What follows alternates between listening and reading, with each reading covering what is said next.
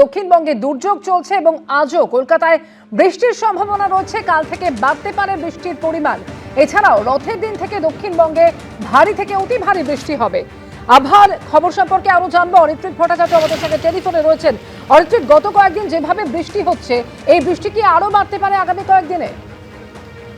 হ্যাঁ, দেখুন, বৃষ্টি পাওয়ার সম্ভাবনা রয়েছে এবং আজকে সকাল থেকেও যেটা দেখা যাচ্ছে দক্ষিণবঙ্গের প্রায় সব জেলাতেই মূলত মেঘলা আকাশই রয়েছে, কোথাও কোথাও আংশিক মেঘলা এবং হালকা থেকে মাঝারি বৃষ্টির সম্ভাবনা প্রায় সব জায়গাতেই রয়েছে। আজকে ভারী বৃষ্টির সতর্কতা রয়েছে মুর্শিদাবাদ এবং নদিয়া জেলাতে।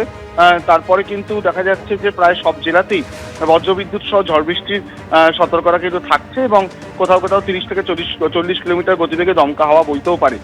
তবে যেটা বলা হচ্ছে যে বৃহস্পতিবার থেকে বৃষ্টির পরিমাণ বাড়তে পারে।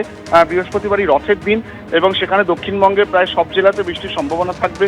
বিশেষ করে উত্তর দক্ষিণ 24 পরগনা, হাওড়া, পূর্ব পশ্চিম মেদিনীপুর জেলা, কলকাতা, এইগুলোতে কিন্তু বৃষ্টির সতর্কতা থাকবে এবং তারপর শুক্রবারও কিন্তু এই বৃষ্টি বাড়বে। উত্তরবঙ্গের ক্ষেত্রে যেটা দেখা যাচ্ছে যে আজকেও ভারী বৃষ্টির কমলা সতর্কতা জারি রয়েছে। বিশেষ করে উপরের দিকে 5 জেলা অর্থাৎ দার্জিলিং, কালিম্পং, আলিপুরদুয়ার, কোচবিহার, জলপাইগুড়িতে অতি ভারী বৃষ্টির সতর্কতা রয়েছে। মঙ্গলবার পর্যন্ত সেখানে ভারী বৃষ্টির সতর্কতা রয়েছে এবং বুধ বৃহস্পতিবারই বৃষ্টি চলবে।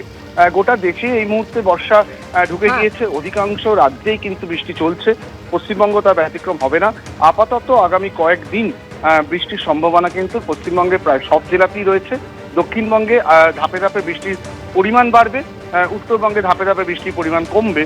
তবে আপাতত যে চলতি সপ্তাহ, আজ থেকে যে সপ্তাহ শুরু হচ্ছে, প্রায় গোটা সপ্তাহটাই কিন্তু মেঘলা আকাশ এবং বৃষ্টির সম্ভাবনা পশ্চিমবঙ্গে প্রায় সব জেলাতেই। ধন্যবাদ।